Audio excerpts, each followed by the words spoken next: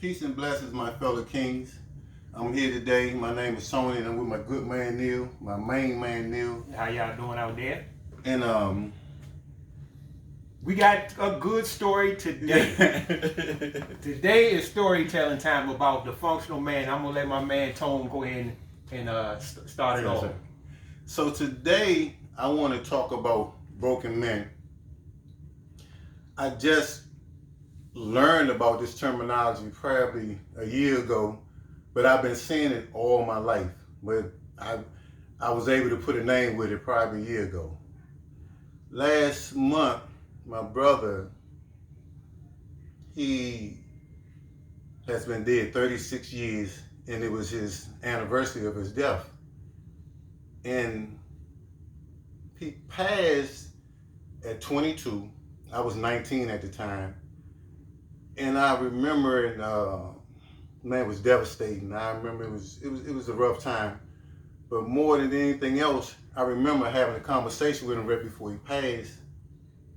And I asked him, man, you know, how did your life go like this? Because he ended up dying of a heroin overdose.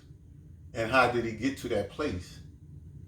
So he told me he found out that his girlfriend was dating his best friend at 15 years old, and he started getting high, which made no sense to me. But that's why I'm talking about broken men, because he never dealt with the trauma. Like, man, if you playing this love game, man, everybody gonna get hurt, but somebody, you know, might want to go kill their wife or kill themselves, and other people just go on about their business and start taking care of themselves or get another one, but everybody deal with everything different. So you said, I just want to be clear, you said that's a part of life. Most definitely. Okay. That's a lot of people think every life stop right there. Nah, that's a part of life. I just want to be clear. Man, everybody get hurt. Everybody get hurt. This is how it works. This is how life works. You know, life is hard. It's not easy. But he started getting high, and unbeknownst to me, he was taking care of his habits by being a male prostitutes, and his clients was mainly men. So it was shocking to me, and I don't want the LBGT community coming after me. I'm not. Yeah. I don't want no problem. We cool. We don't want no problem. No I'm just telling the story. I don't want no problem. I'm gonna tell you my story. So when we get to the funeral, you know, for years he get high. He passed at 22. At the funeral, I get in there, you know, go with the family and everything. And I see all these gay dudes in there hollering. Oh my God, why you had to die? Oh my God, they over the casket. I'm sitting here watching at the casket. They'll come touching from the top on down, trying to get down to the. Man, I'm sitting here watching it, man. My mother. Live and direct. Man, it was terrible. My mother trying to moan. They kind of knock her out the way to get to this guy, man. Ooh, wow. It was man, why you ain't need that? Oh man, I get it. He punished you too. He used to punish. Oh my God, please leave that deep. Oh, man. I need it. Man, it was crazy. Wow. But so that was a traumatic experience for you. For me, and something clicked in me, man. It clicked in me. Man. And after that, every time one would say something to me, I'd punch him in the face. Wow. Punch him, whoop him. And you don't do that no more. Nah, I stopped. So that's why we talking about broken men, because my mom, some kind of way, she found out about it, and she took me to see a therapist. Oh, okay.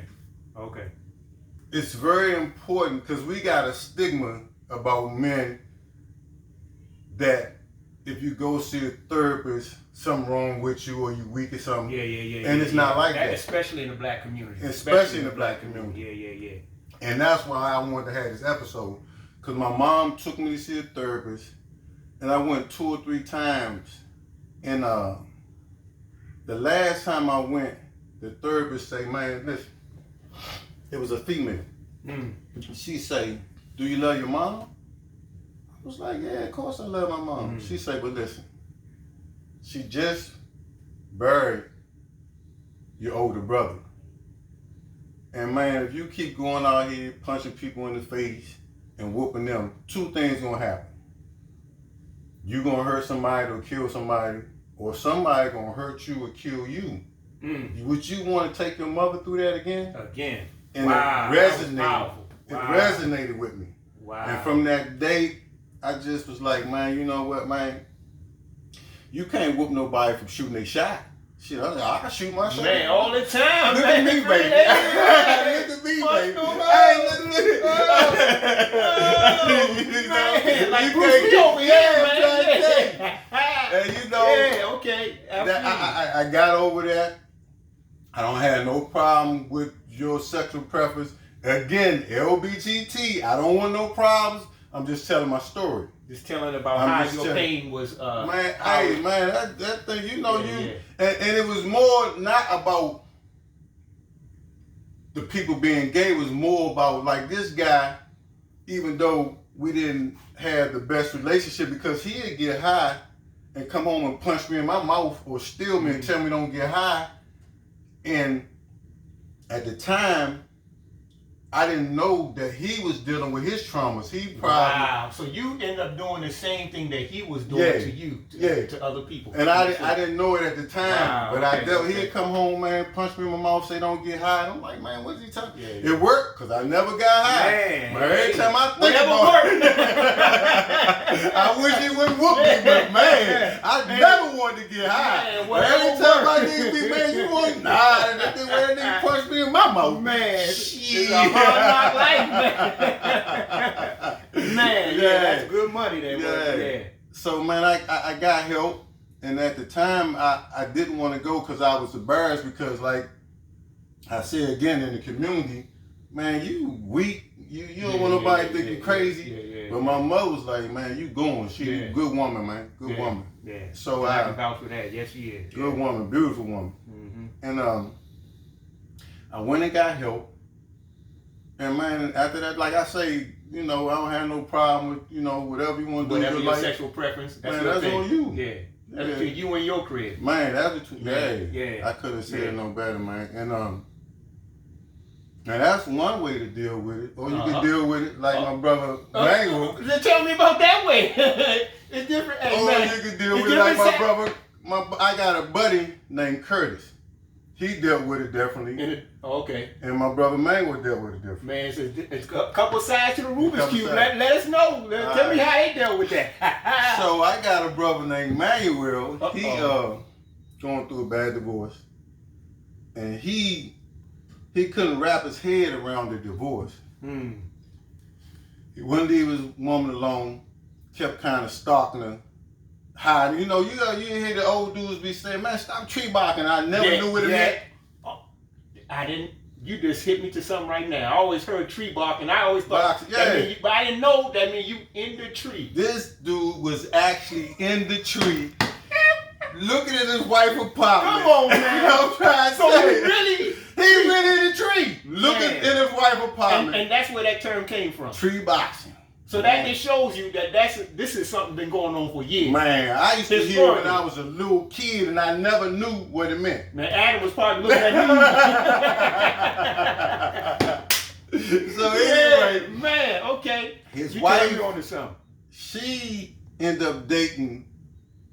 Later on, we found out this dude was a karate expert, and he was an alternate on the Jamaican karate team. Wow. So my brother tree boxing, and he jumps out the tree on this dude's back. He jumped out the tree on this dude's back, man. And man, like a brain attack.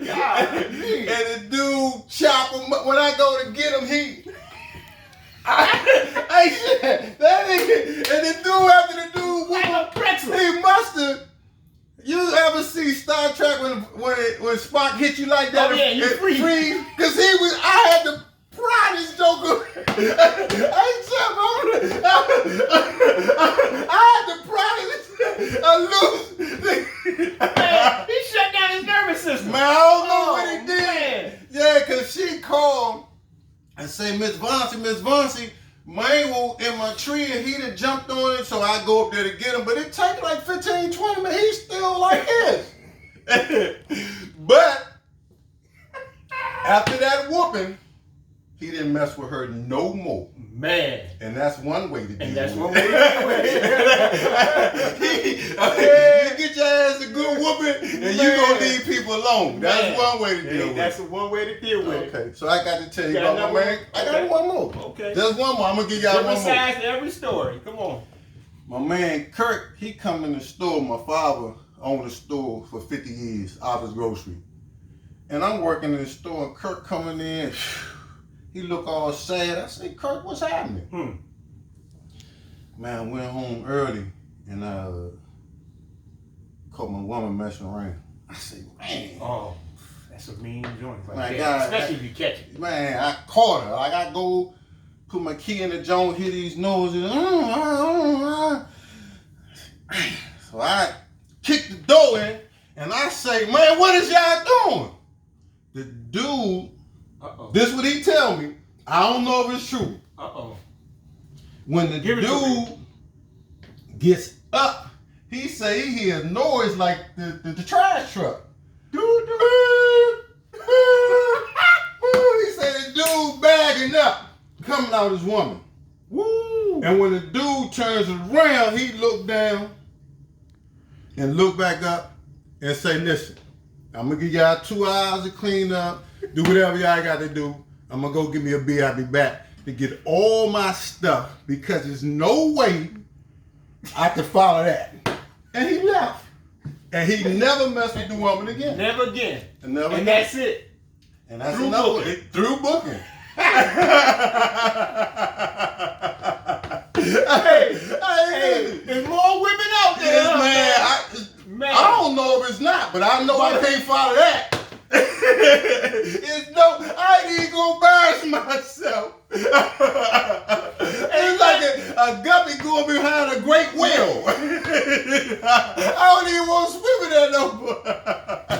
Man, that didn't even know you look like nothing no more. Man, you get him out of here, man. See something out here. Man, I'm trying to tell you. Yeah. Whoa, man. So I was playing around, but on a serious note, man, if you had a trauma happen in your life and you haven't dealt with it, man, please try to get some help. I don't know if you need to go see a therapist, work out, self-evaluation. Sometimes you can go talk to one of your buddies. You gotta make sure it's a buddy, because you know, jokers I know, you tell your business and they'll tell everybody but you. Yeah. So you gotta make sure a counselor at the church, but try to get some help. I know guys is,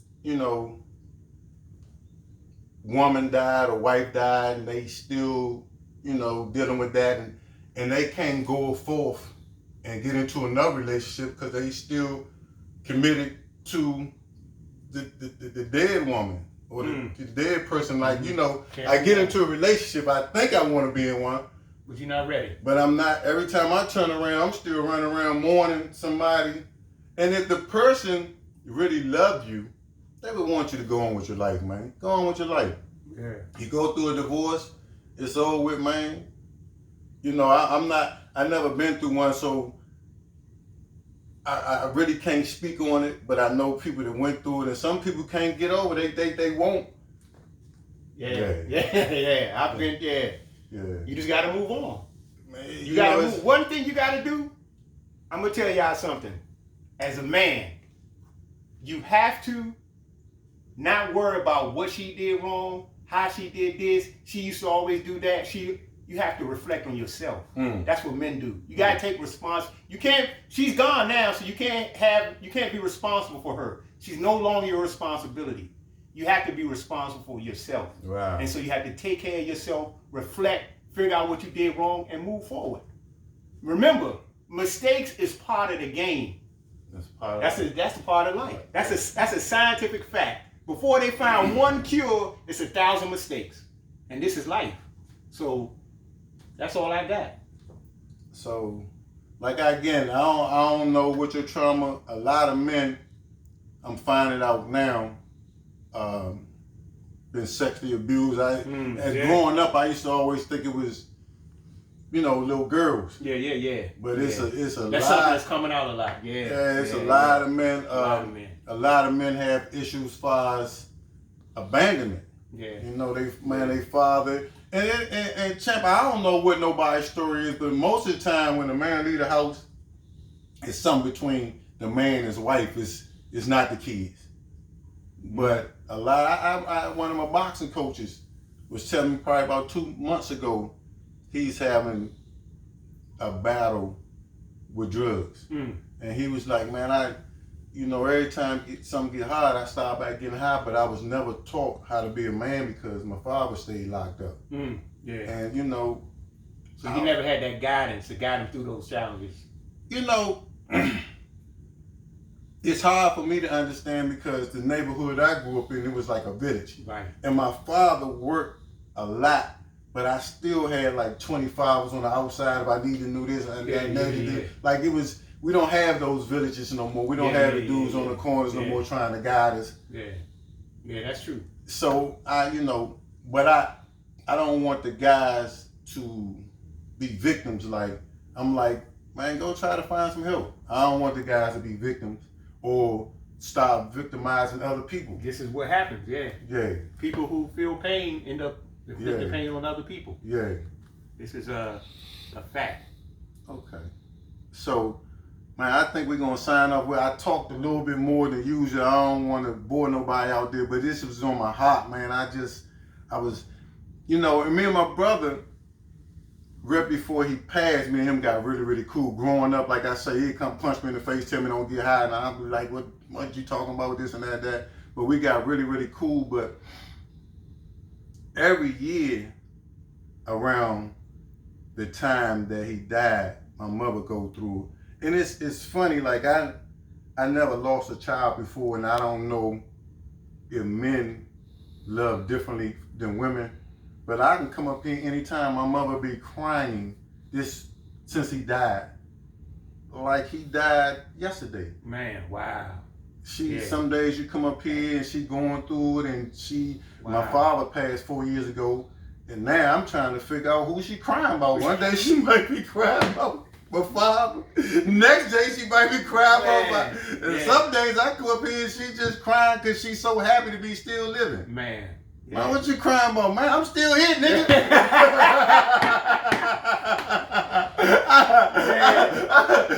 I'm still here. Man, that just show the capacity of a woman, man. So I don't know.